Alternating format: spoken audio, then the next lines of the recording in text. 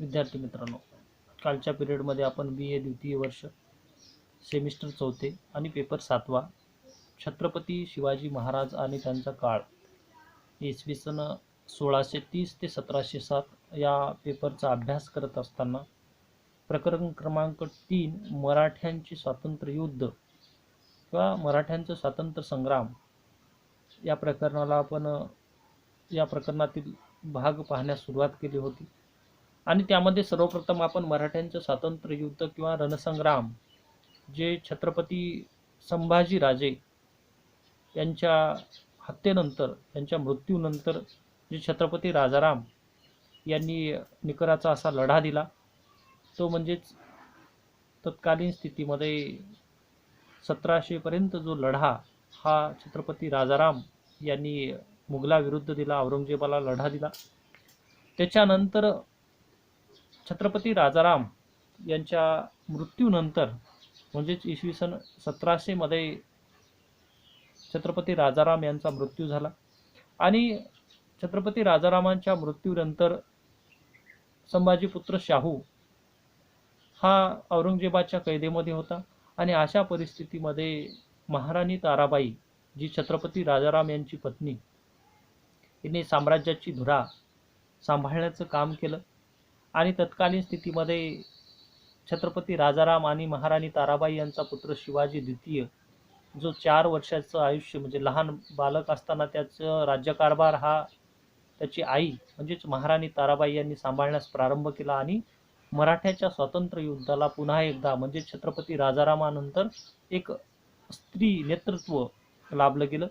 आणि त्याच महाराणी ताराबाई ज्या मराठ्यांच्या स्वातंत्र्य युद्धातील महत्त्वपूर्ण स्त्री व्यक्तिमत्व ज्या काही महाराणी ताराबाई यांच्याबद्दलची माहिती आज आपण आपल्या या प्रकरणामध्ये पाहणार आहोत.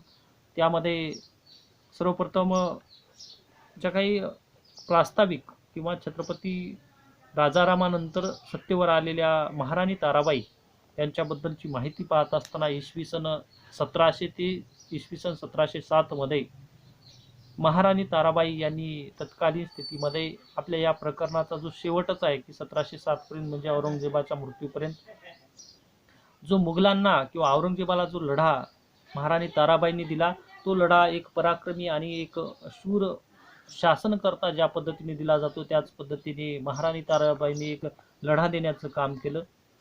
त्याबद्दलची माहिती आज आपण पाहणार आहोत. तर इसवी सन 1700च्या ज्या काही सुमारास जो औरंगजेब बादशहा जवळपास 82 वर्षाचं आयुष्य झालं होतं किंवा त्याचं वय होतं.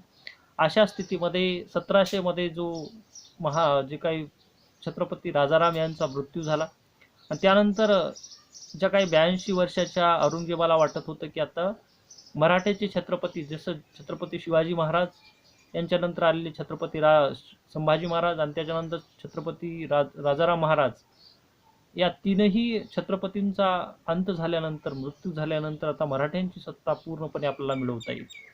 पण औरंगजेबाची ही महत्त्वाकांक्षा दीर्घकाळ टिकू शकली नाही, कारण औरंगजेबाच्या शेवटपर्यंत लढा देणारी स्त्री म्हणजे महाराणी ताराबाई.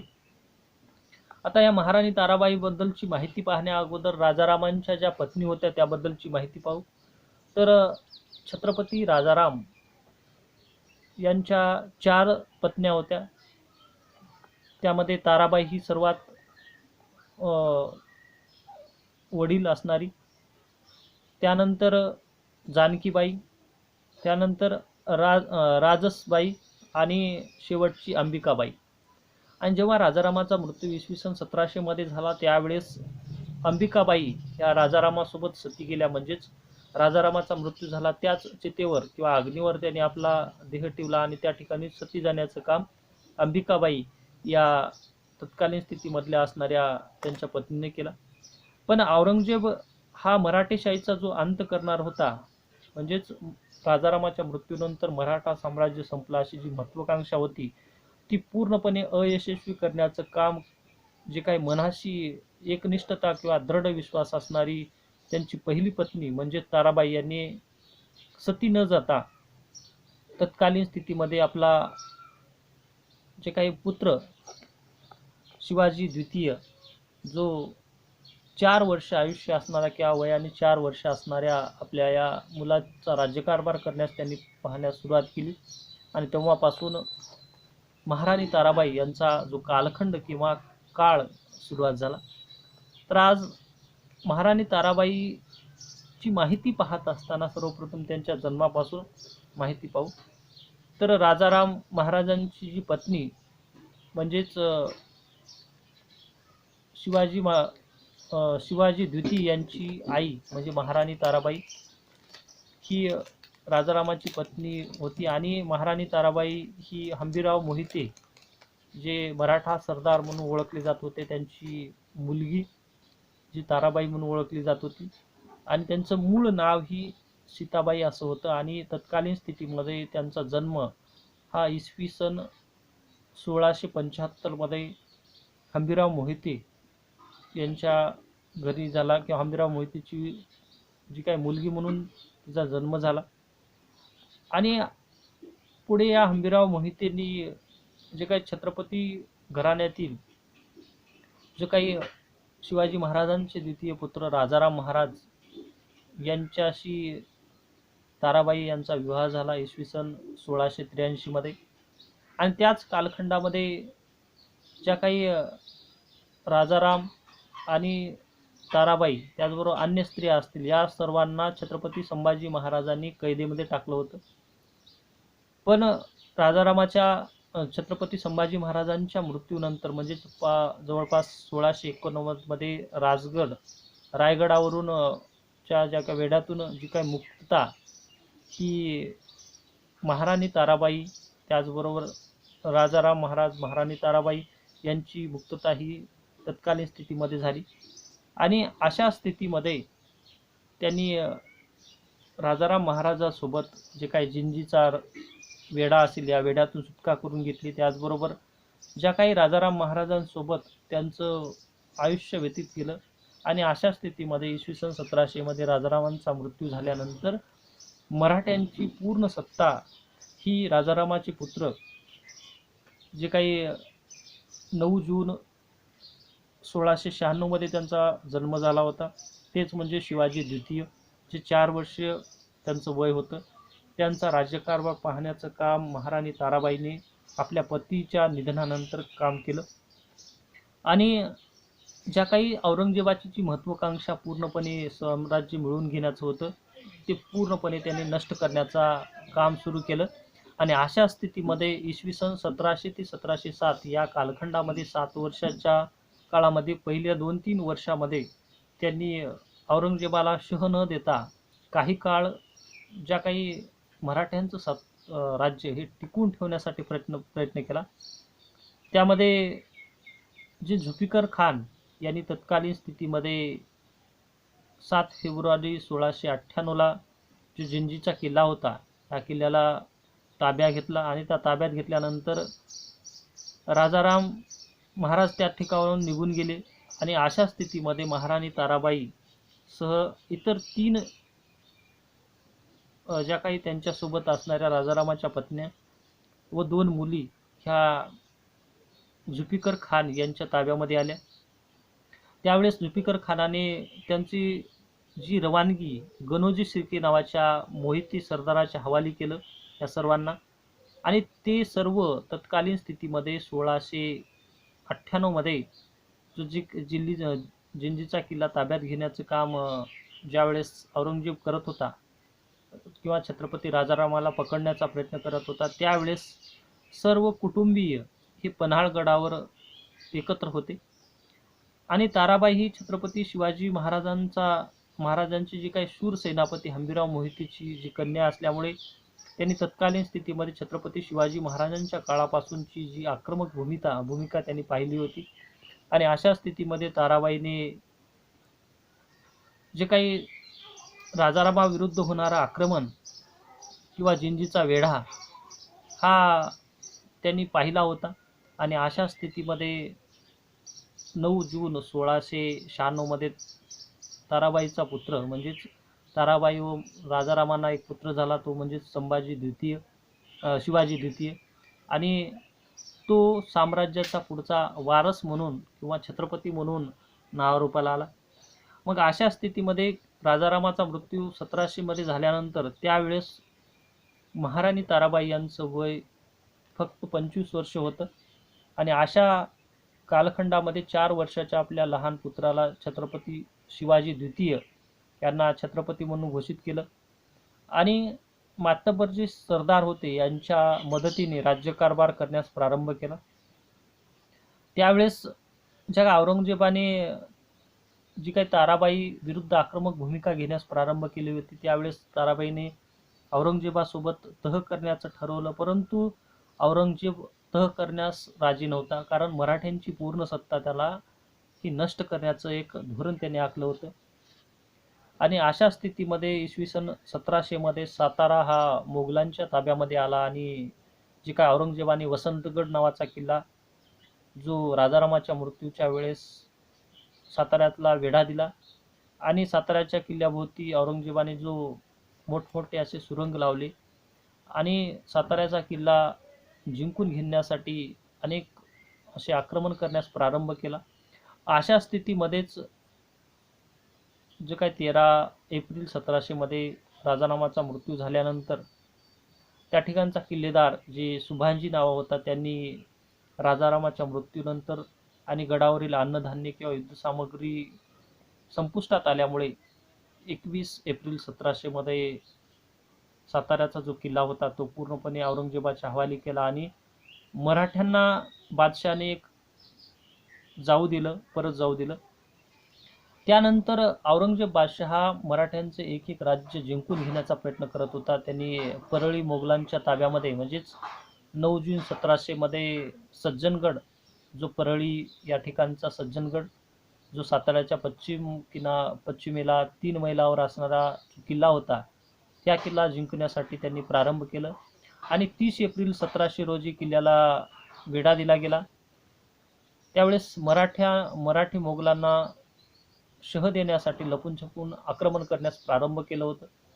अशा स्थितीमध्ये पावसाळा सुरू झाला आणि गडावरील जे काय अन्नधान्य संपुष्टात येऊ लागलं. त्यावेळेस औरंगजेबाने हे वाटाघाटीसाठी हात पुढे केला, कारण या परळीच्या सज्जनगडाच्या पायथ्याशी असणाऱ्या मुघल सैन्याचे अतोनात हाल होत होते. आणि शेवटी सातारा व परळी या दोन ठिकाणच्या किल्ल्याला मोगलांनी वेढा दिला असताना जे काही धनाजी जाधव असतील, मराठा सरदार हनुमंतराव निंबाळकर, शंकराजी नारायण यांनी जी काही सातारा, सेर, कराड, खटाव या ठिकाणची जी मोगलांची फौज होती यांच्यावर आक्रमण करायला सुरुवात केलं.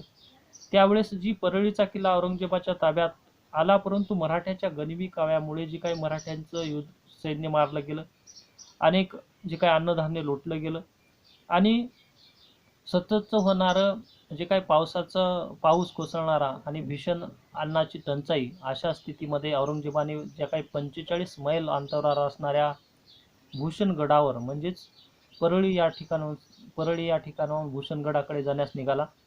आणि शेवटी मान नदीच्या पुरामध्ये जे काही मुघल जात असताना मान नदीमधून मुघलांची जे काही सैन्याची साधनसामग्री, त्याच्यामध्ये तंबू असतील, छावणीचे जे काही तंबू, राहुट्या किंवा जे काही युद्धसामग्री, हे पूर्णपणे त्या नदीमध्ये वाहून गेलं, मान नदीमध्ये.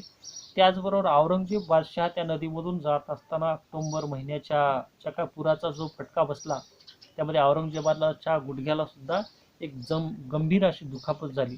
म्हणजेच मराठ्यांचं जे पूर्ण राज्य मिळवून घेण्यासाठी जो औरंगजेब प्रयत्न करत होता, 1682 मध्ये तो महाराष्ट्रामध्ये दक्षिणेमध्ये आला आणि मराठ्यांची सत्ता त्याने पूर्णपणे नष्ट करण्याचा प्रयत्न करायला सुरुवात केलं. पण महाराणी ताराबाई यांनी निकराचा लढा देण्यास प्रारंभ केला. त्याच्यानंतर औरंगजेब हा मराठ्यांचं साम्राज्य पूर्णपणे नष्ट करण्यासाठी पन्हाळगडावर 1701 मध्ये त्यांनी वेढा दिला. आणि सातारा आणि परळी हे 2 किल्ले जिंकल्यानंतर तो पन्हाळा या किल्ल्याकडे वळला. आणि धनाजी जाधव यांनी औरंगजेब ज्या ठिकाणी थांबला होता, 1701 मध्ये ते मिरजेला आला होता, त्यावेळेस औरंगजेबाच्या तळावर जाऊन अचानकपणे धनाजी जाधवाने आक्रमण केलं. अशा स्थितीमध्ये मराठ्यांचं जे वाढतं आक्रमण रोखण्यासाठी म्हणून औरंगजेब बादशाहाने जुल्फिकार खान नावाच्या आपल्या विश्वासू व्यक्तीला तत्कालीन स्थितीमध्ये बोलावलं आणि 9 मार्च 1701 मध्ये पन्हाळ्याच्या पायथ्याशी औरंगजेब बादशाह पोहोचला आणि जो पन्हाळ्याभोवती जो किल्ल्याभोवती जो वेढा टाकला होता, तो वेढा सतत मुघल आणि मराठे यांच्यामध्ये लढला जाऊ लागला आणि 28 मे 1701 मध्ये पन्हाळ्याच्या शेजारी असणारा जो पावनगड, हे 2 किल्ले रिकामे मुघलांच्या हवाली मराठ्यांनी केलं आणि त्या मोबदल्यात जो काही भरपूर असा कर वसूल केला गेला आणि पुढे पावसाचे दिवस असल्यामुळे औरंगजेबाने त्याच कालखंडामध्ये चंदन, वंदन, नांदगिरी आणि वर्धनगड नावाचे किल्लेसुद्धा मराठ्याकडून जिंकून घेतले आणि जो काय विशाळगड हा मराठ्यांनी औरंगजेबाविरुद्ध आक्रमक भूमिका घेऊन विशाळगडाहून 3 महिने हा किल्ला लढला आणि मुघलांची फौज ही विशाळगडाभोवती वेढा टाकला होता. अशा स्थितीमध्ये 1702 मध्ये पावसाळा तोंडावर आल्यामुळे शेवटी परशुराम पंत यांनी 2 लाख रुपये मोबदल्यामध्ये विशाळगडाचा ताबा हा तत्कालीन स्थितीमध्ये मराठ्यांना दिला.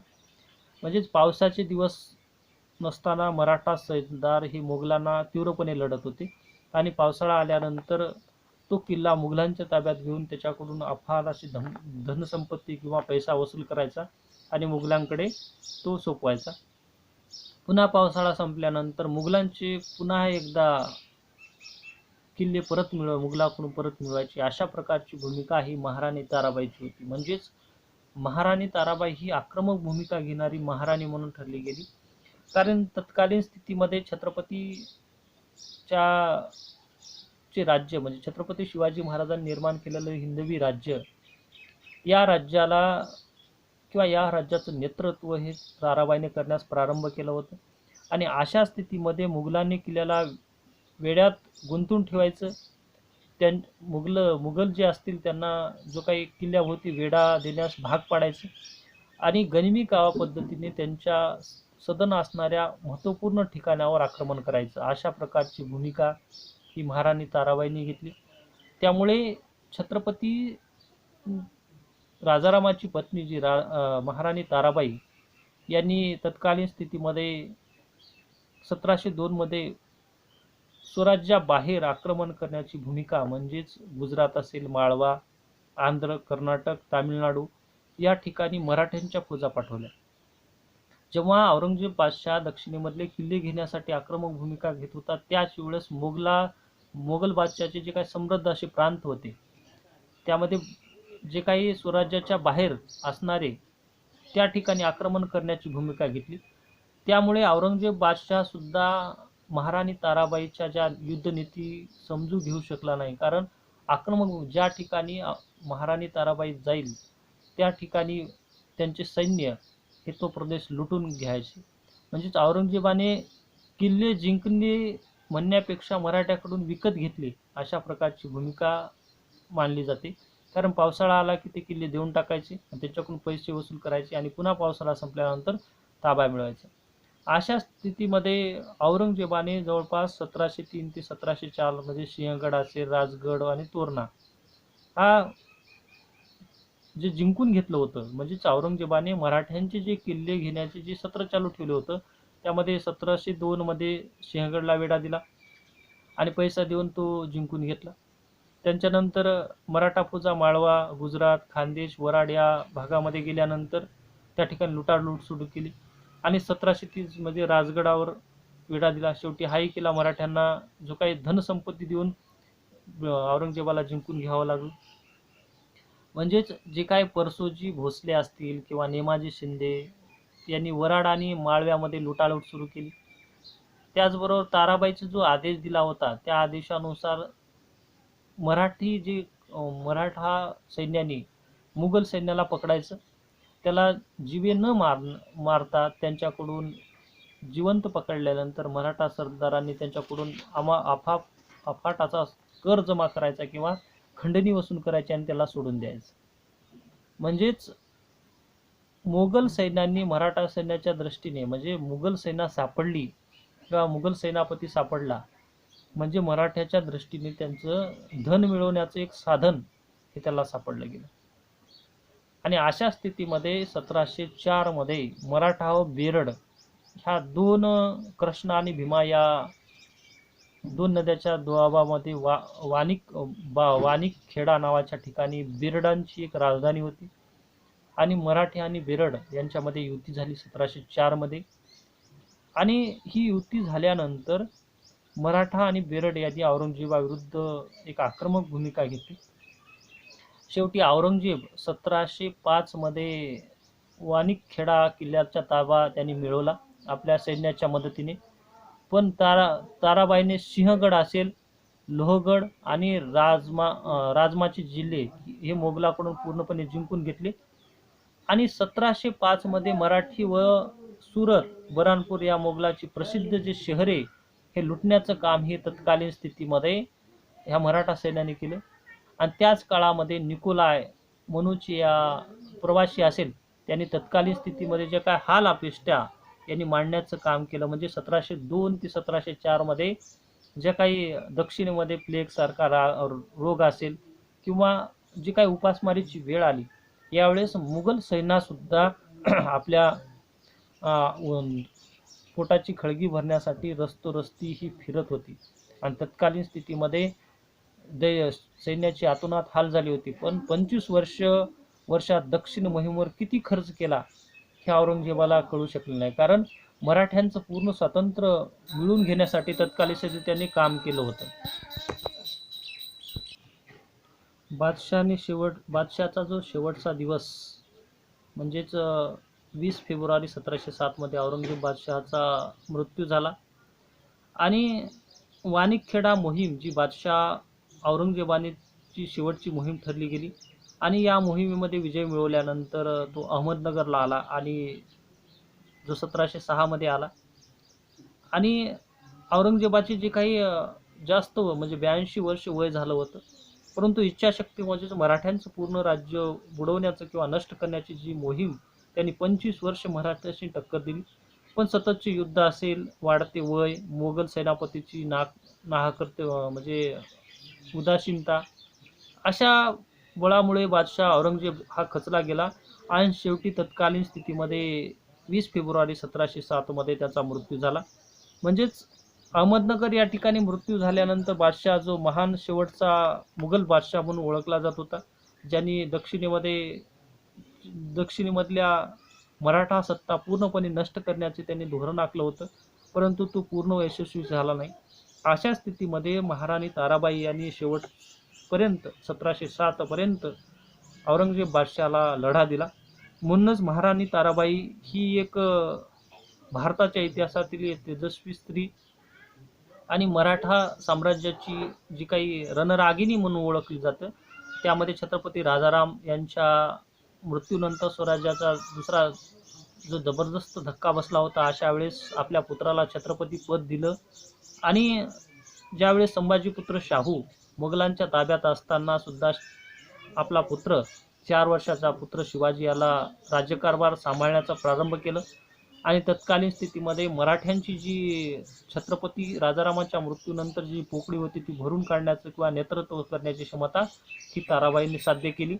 आणि तत्कालीन स्थितीमध्ये महाराणी ताराबाईंनी तत्कालीन स्थितीमध्ये रामचंद्रपंत अमात्य, धनाजी जाधव, शंकराजी नारायण, परसोजी भोसले अशा ज्येष्ठ व नामांकित जे काही मंत्री होते यांच्या माध्यमातून तत्कालीन स्थितीमध्ये वय वर्ष 25 ते ताराबाईचं वय होतं, अशा स्थितीमध्ये त्यांनी स्वराज्य टिकून ठेवण्याचं काम केलं. त्याचबरोबर स्वराज्याबाहेरील म्हणजेच मोगली प्रदेशावर मुघलांचं जे अधिराज्य होतं, त्यामध्ये दिल्ली असेल, ज्या ठिकाणी वराड, खानदेश, माळवा, गुजरात, बागलान, आंध्र, कर्नाटक, तामिळनाडू अशा महत्त्वपूर्ण प्रांतावर मुघलांची जी सत्ता होती त्या ठिकाणी आक्रमण करण्याची भूमिका महाराणी ताराबाईंनी घेतली. म्हणजेच महाराणी ताराबाई यांनी मुघलांची स्वराज्यावरील पकड ढिली व्हावी यासाठी म्हणून परराज्यामध्ये जाऊन लुटालूट करण्याची मोहीम यशस्वी करण्यासाठी आपल्या सेनापतीला पाठवलं.